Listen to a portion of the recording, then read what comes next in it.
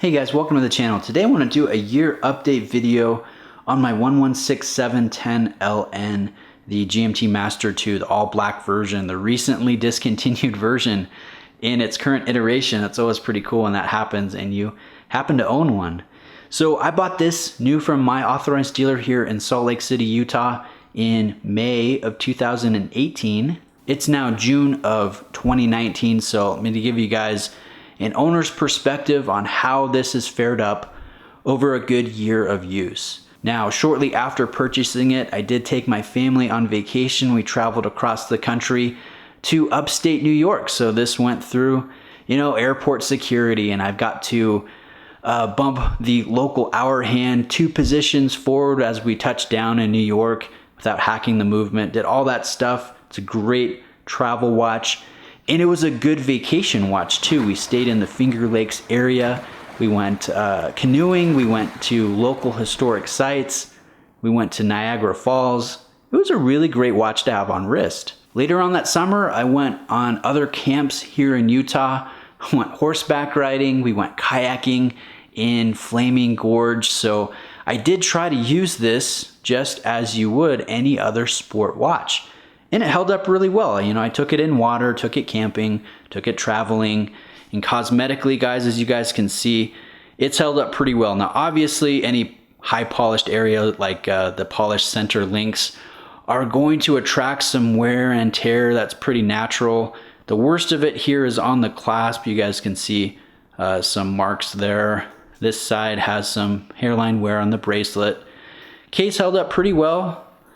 I think there's a couple marks on this side, but overall pretty good. The ceramic and the sapphire has been flawless. Now, one thing to note, Rolex does not use anti-reflective treatment on their sapphire crystals, only on the Cyclops, as you guys can see there. Now, I thought I might get bothered by that over time, but actually I really like the amount of light play this watch has, and it still is perfectly legible.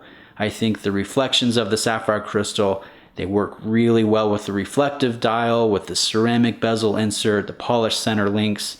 Yeah, it's just a beautiful, beautiful daily wear. Now, how has been the performance? Well, it has kept time within that plus or minus 2 seconds per day that Rolex calls their superlative chronometer status. So very good timekeeping. I haven't had any issues, so to speak, or gripes. It's been a very, very enjoyable year on wrist, and I have worn it very frequently. The only negative aspect that I feel that it's important to address is actually in relation to the crown. Now, I have done a couple videos on this, but for those that haven't watched that, let me unscrew it. Now, I pulled it to the first position, and I want to pull it to the second position and hack the movement, and I just cannot pull it out. There's too much resistance. There's a couple gears that are just getting stuck.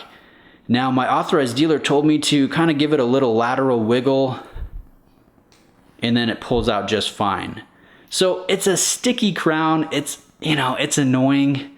It happens. It didn't happen all that much when I first bought it, but it seems more often than not, anytime I want to hack it, I have to do the little wiggle, or I have to kind of give it a little bit of backspin. Oops. Little bit of backspin.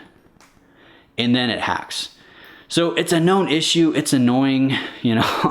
I get it. I will be taking it back to my authorized dealer and having them send it out to my Rolex service center. I believe my region is Dallas. So I will get the warranty work done here in the next couple weeks. I think it's a good thing to do, because it seems to be happening more and more, and you want your watch to function, flawlessly, perfectly.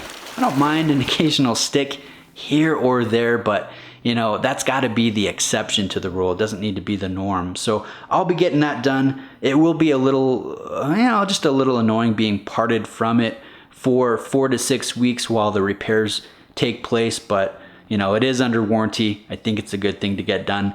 And guys, no brand, even if it's a luxury brand like Rolex, no brand is immune to issues from time to time. And while it's out, I'll have more time to enjoy my other awesome watches, my Seikos. I've got a Zen incoming.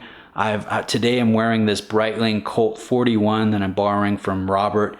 Got it on a Phenomenato today. And I want to purchase a Panerai soon. I will miss the watch, but it's not the end of the world. So those are my thoughts on 1 year of ownership. It's a beautiful watch. I really enjoyed it. I will be passing this down to my eldest daughter in, 10, 15, 20 years from now.